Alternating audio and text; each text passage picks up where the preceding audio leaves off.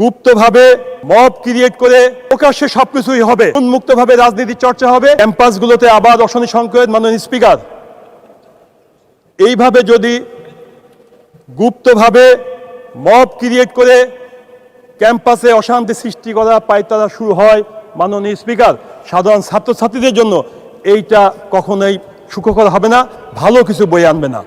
আমাদের ছাত্রছাত্রীরা অনেক সময় নষ্ট করে ফেলেছেন, তা আর চায় না ক্যাম্পাস অশান্ত হোক, তা চায় ক্যাম্পাস শান্ত থাকুক। আর কোনো গুপ্ত রাজনীতি তারা দেখতে চায় না, তা চায় প্রকাশ্যে সবকিছুই হবে, উন্মুক্তভাবে রাজনীতির চর্চা হবে এবং যদি রাজনীতির কোনো আলোচনা করতে হয় সবার মতামতের ভিত্তিতেই একটা রূপরেখা তৈরি করা যেতে পারে মাননীয় স্পিকার।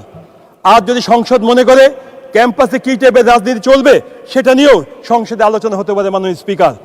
আমরা চাই ক্যাম্পাস শান্ত থাকুক। কোনোভাবেই আমাদের রক্তের বিনিময়ে যে ক্যাম্পাস আমরা ফিরে পেয়েছি, এই ক্যাম্পাস আমরা আর নষ্ট করতে চাই না, আর চাই না কোনো মব ক্রিয়েট করে ফ্যাসিস্ট আমলের জামানায় আমরা ফিরে যেতে। আমরা চাই মেধার ভিত্তিতে আগামী দিনের ছাত্র সমাজ গড়ে উঠুক, দেশের নেতৃত্ব গড়ে উঠুক মাননীয় স্পিকার। পরিশেষে আমার এলাকার কথা বলতে হয়। আমার এলাকা মাননীয় স্পিকার অত্যন্ত গরিব এবং অসহায় একটি এলাকা। আমাদের এলাকাকে আগে বলা হতো এটা হচ্ছে খুলনার শিল্পাঞ্চল এলাকা, বাংলাদেশের একমাত্র শিল্পাঞ্চল এলাকা, যেখানে একসময় খুব জমজমাট অবস্থা ছিল, এখন মৃত্যু পরিণতি পরিণত হয়েছে মাননীয় স্পিকার।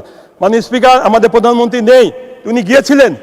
আমার দাবি মাননীয় প্রধানমন্ত্রী দেখে এসেছেন সমস্ত সমস্যাগুলো, তার নেতৃত্বেই আমাদের মন্ত্রী পরিষদের যারা যারা আছেন তারা আন্তরিকতাভাবে চেষ্টা করলে ইনশাল্লাহ আমার এলাকার মানুষ চাকরি পাবে এবং চাকরি না পেয়ে অসহায়ভাবে যেভাবে। ধন্যবাদ মাননীয় হুইপ।